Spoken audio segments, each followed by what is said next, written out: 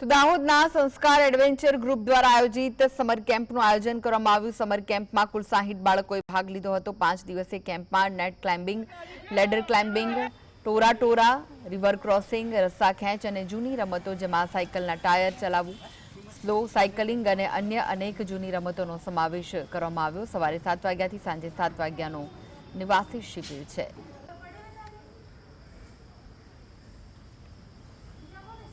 આ સમર કેમ્પમાં અમે આવ્યા છે ને આ સમર કેમ્પમાં અમારે ઘણી બધી વસ્તુઓ શીખવા મળી છે અને હમણાં અમે સમર કેમ્પમાં જ્યારે જોઈન કરીને બધી વસ્તુઓ ખબર પડી કે આ શું શું શીખવા મળે છે। તો મતલબ એમ કે આપણે ઘરે જે મોબાઈલ અને ટીવી દેખીએ છીએ એના કરતાં ઘણું વધારે મજા આવે છે। શું કહેશો સમર કેમ્પ વિશે? સમર કેમ્પ વિશે મને પાસે ઘણું બધું કહેવાનું છે જેને કોઈ અંત જ નથી, બટ જે હમણાં મેં કરી રહી છું મેં એના બારામાં કહીશ। મને મારું ઘર, મમ્મી પપ્પા કોઈ નહીં યાદ આવતું, સિર્ફ ત્યાં દોસ્તો સાથે ઘણી મજા આવે।